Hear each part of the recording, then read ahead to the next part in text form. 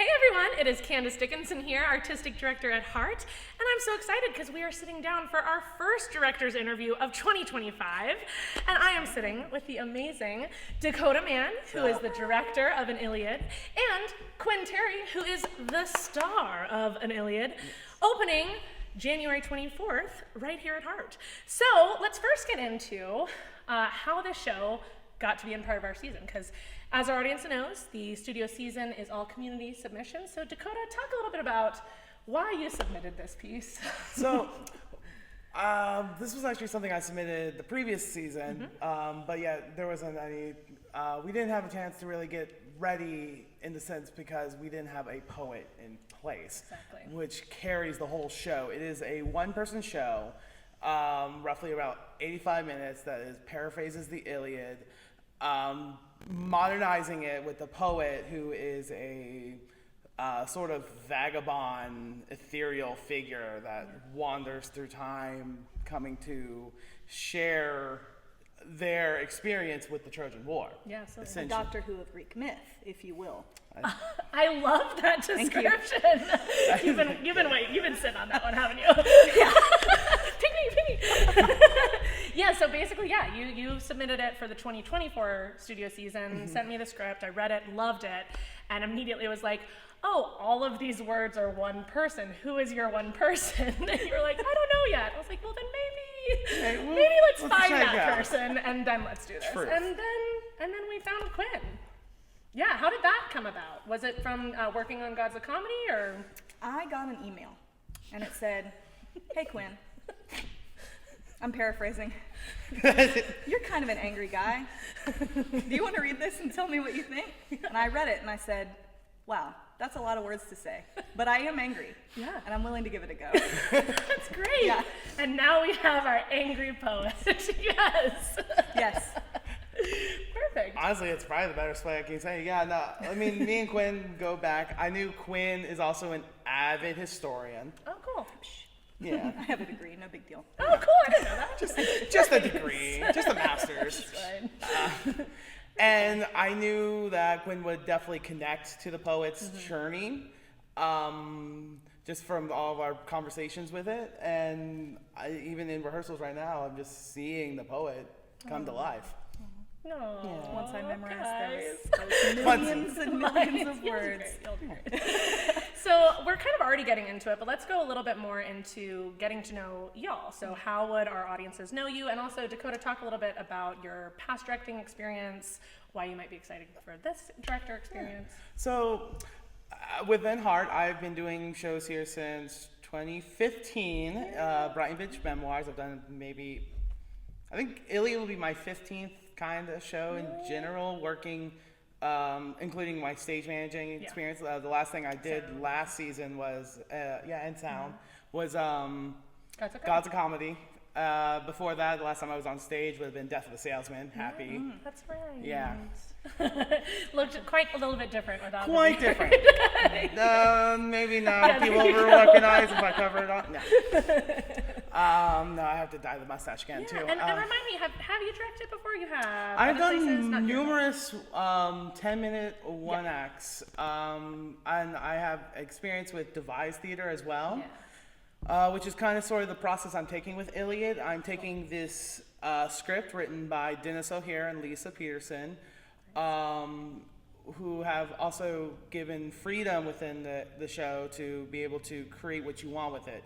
It doesn't have to stick to a one-person show. So I'm actually taking this in order to develop as, how the best way to say it, bringing the Trojan War to life using the trope of muses within it, and using these muses to bring in these classic characters within the mythology, like Achilles, to show up Hector. Which I'm so excited about, by the way, because I loved the script just from reading it. But then when we met and we started talking about your concept, and you said, I want to bring in these other people to kind of act out, I was like, oh, our audience is going to love that thing. Because it's a little hard to watch just one person tell a story for 90 minutes. So I think like having those other elements that really bring it to life, I'm so excited to see them for sure. Oh, trust me. Cool. There is already some fight combat that we've choreographed so far, and It's gorgeous. It's gorgeous. They bring it You to can't life, wait. really. Yay. Yeah. It's Oh my awesome. gosh. So, Quinn, kind of jumping around, you. How do they know you? What have you done? Obviously, you're an actor. Little old me. Yes, you may have seen me in Gods of Comedy last year right here in the Fangmeyer. That was my HART debut. Yay! And this will be a little tonally different, but don't worry, I'll still squeeze some jokes in there because it's me. There is room for humor in it, very interestingly enough. But yes, other than that, you may have seen me. I did Ferdinand and the Tempest out at Montford. I'm trying to collect all the local theaters like a gauntlet. So you'll find me. I'll weasel my way in everywhere. Yeah. Nice. Next up, hopefully I'll get on that main stage. Yeah. Right over there in that beautiful. Oh, for theater. sure. We all would love it. We will see you at auditions. I'll look in one day. I'll finally get in there. Yeah. Okay, wonderful. So let's, I want to give you an opportunity to talk more about your concept if you would like to, because we got into it a little bit about the music. We haven't talked about the music yet, though. I know that's exciting. So, our mutual friend, basically what we call the Leicester Boys. Yeah, we all live in Leicester. Because we all live in Leicester. Nice. Aaron Ybarra is my head muse, and he is a composing music, using also some choral with some of some of the muses themselves. So far, it has been some of beautiful acoustics. I am so looking forward to when we're bringing in an electric guitar for a nice little moment. We're also starting to explore percussion as well during rehearsals. So. It's a real stomp moment for a couple of the bits. Yeah. The muses came in, and Aaron created a very collaborative process, as well as Dakota, and they all had some really good ideas, and it's already coming to life. I did musical theater for like 14 years. This is maybe my 4th straight play ever. Learning and loving it, but I love music. The hardest thing has been not singing along with them, but also it makes it realer for me. Yeah, totally. It it's like you're there. Yeah. It's really cool. That's so great. Yeah. And our audiences may know Aaron Ybarra from Christmas at Pimberley that we just did. He played the romantic lead in it. Arthur. Yes. I think that's right. Arthur. Yes, Arthur. You have to say it that way. Yeah. He also was Ben Johnson in Book of Will. Oh, yes. a while that back. too. Yes. You were in that too, right? I was, yeah. If you've gone anywhere, you've seen Aaron in something. Yeah, Yeah. Aaron's very active. Yeah.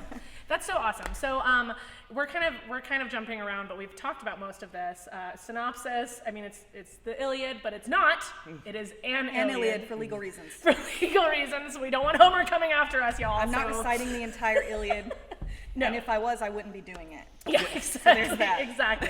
That has been a misconception. So it is not the full Iliad. Yes. Don't worry. No. But it's a really, I think this is awesome too, because it is such an important work in the theater world. So it's cool, I think, and one of the reasons I wanted to pick it was it is a chance for audiences to understand that piece of theater and work and literature without having to read the whole thing. The best thing about this relation to Iliad is really the concept of storytelling as well. This is the whole like, I think what these two playwrights have decided is taking the Iliad is not just to understand the war and, well, the duality of rage versus pacifism is highly present. The playwrights really bring in the idea that the important thing is to connect and tell stories or to learn. These are like fables now, basically. They're lessons that we need to take from this, which is something I think one of the biggest moments within the script will be a list of the conflicts coming from, do you remember which one the first one is? Sumer? Test. This is a test. Do you know your lines? No, I think it's the Raid of Byzantine or something. Yes. I haven't gotten to that page yet. Candice, don't put me on blast. That's tomorrow's work. Yeah. I'm so sorry. But it goes all the way from basically the first recorded conflict all the way, and the playwrights ask us to keep up with it. So we go all the way to Palestine. Very cool. Yeah, that's great. So I have a feeling I know what your answer is going to be, but I want to hear from both of you. What has been the biggest challenge with this piece that you've had to overcome? Does the scheduling count? I think. It definitely can. I And think- that's great if yes. that's the biggest challenge you've really- had, honestly. I personally, yeah, I would say scheduling's been the hardest, just getting around the holidays And snow. and snow. Right. Oh, that snowstorm last weekend. Today's, oh God, I don't even remember what today is. The Monday? The 13th. Yes. Yeah, so we just got done with the snow, so you guys know Timestamp, where we're at. yes. Timestamp, yes. But to me, that has been the whole thing. Is definitely Yeah. Well, it sounds like with this piece too, it is really essential that all the muses and the poet are there for every Rehearsal, really, because it's very, right? Is that, am I very... For the most I'd part, say, yeah. And they have, That's great. Yeah, that's the most no. What about you, Quinn? What's your biggest challenge with It's this actually piece? not the memorization. 55-page script, all me, baby. Yeah. No, it's been, this is going to be kind of deep, I guess. There's an interview that Sir Ian McKellen did where he talked about how acting changed for him after he came out. I'm genderqueer, and I did theater for a long time, and I played women. And I never thought I played anything well or did a good job, and it turned out it's because you are hiding. So when you start playing roles that are more you or what you see in yourself, it becomes scarier and harder because you have to tell the truth. Yeah. So this whole script has been me being honest about both me and how I feel as a person, but also showing things that are scary and put people off, or maybe don't necessarily make you look good or make people laugh all the time. Yeah, Because I like to really. make people laugh. I'm a Yeah. clown. I'm a little Yeah. clown. So it is. So it is hard to come out here and talk very honestly about being a rageful person or making mistakes or trying to be a good storyteller and have people pay attention and listen to you. Yeah. So that's been my biggest struggle. Wow, that was a great answer. How has it been connecting to the soldier, the like warrior? Yeah. Dakota saw this. I'm very angry. I relate to the rage, but there's a part in the script where I'm talking about Achilles letting go of his anger. And it's my favorite line in the whole play, and it's just, how did he do that? How did he do that? I still don't know. I'm very angry all the time, but I'm small and tiny, so people don't really take me very seriously. So it's been a huge challenge trying to activate that in a way where I think it will genuinely connect with people. And I also think this script is very interesting being delivered by someone who was assigned female at birth, because there are parts in the script where women have things happen. Yeah. And I think I've connected with it. There's different types of anger. Yeah. So I'm interested in playing with that as well. Oh, how cool. I'm Yeah. so excited to see it. Okay. Okay, so let's talk about your favorite part, whether it's the process, your favorite part in the show.